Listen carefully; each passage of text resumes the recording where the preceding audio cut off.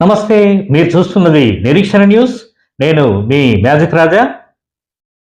సింగరేణి సంస్థ నిధులను కాంగ్రెస్ ప్రభుత్వం దుబారా చేయడం బాగా పెరిగిందని టీబీజేకేఎస్ ప్రధాన కార్యదర్శి మిర్యాల రాజిరెడ్డి ధ్వజమెత్తారు.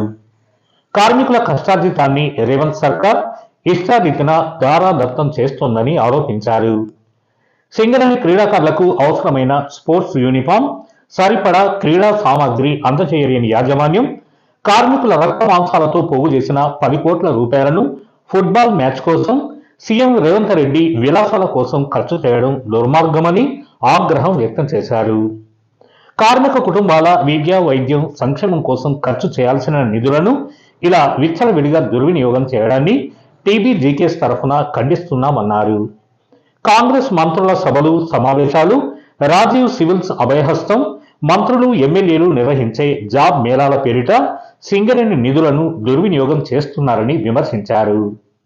ఈరోజు ప్రపంచ దిగ్గజమైనటువంటి అర్జెంటీనా ఫుట్బాల్ క్రీడాకారుడు లియోనెల్ మెస్సీతో మన ముఖ్యమంత్రి రేవంత్ రెడ్డి గారు 10 నిమిషాల ఆట ఆడడానికి సింగరేణి యాజమాన్యం చే 10 కోట్ల రూపాయలను స్పాన్సర్ చేయించినటువంటి విధానం చూసి కార్మికులంతా ఆశ్చర్యపోసి ఆందోళనకు గురి కావాల్సినటువంటి పరిస్థితి. ఒకవైపు సింగరేణి క్రీడాకారులకు అరకొర సౌకర్యాలు ఉంటుంటే కనీస వాళ్ళు ఆడే వస్తువులు అయితేంది, వాళ్ళు వేసుకునే యూనిఫామ్ నుంచి మొదలుకుంటే అలాంటి వాళ్లకు ఒక్క పైసా అదనంగా ఖర్చు చేయనటువంటి సింగరేణి యాజమాన్యం ఈరోజు 10 నిమిషాల సమయం కోసం ముఖ్యమంత్రి యొక్క ఆట కోసం 10 కోట్ల రూపాయలు స్పాన్సర్ చేసి సింగరేణి యాజమాన్య నిధులను దుర్వినియోగం చేసేటువంటి విధానాన్ని ఖండిస్తుంది తెలంగాణ బొగ్గని కార్మిక సంఘం.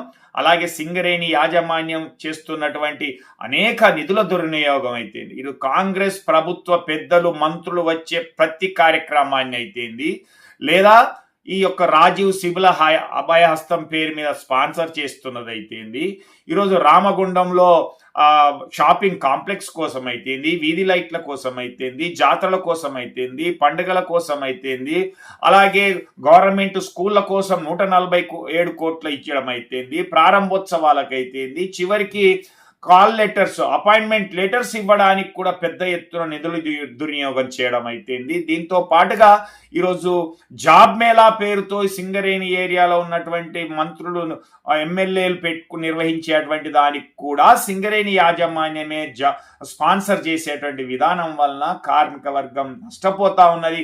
వాళ్ళ రక్తాన్ని చెమటగా మార్చినటువంటి సందర్భంలో ప్రతి బొగ్గు పిల్లకు కూడా వాళ్ళ చెమట కానీ రక్తం కానీ అంటుతున్నటువంటి క్రమంలో ఇలాంటి దోపిడీ చేయడం అయితేంది కాంగ్రెస్ ప్రభుత్వం, లేదా దుర్వినియోగం చేయడం అయితే, దుబారా చేయడం అయితేంది, ఆడంబరాల కోసం, అట్టహాసాల కోసం చేసేటువంటి విధానాలని ఖండించాల్సిందిగా సింగరేణి కార్మిక వర్గాన్ని కోరుతా ఉంది తెలంగాణ బొగ్గని కార్మిక సంఘం. జై తెలంగాణ.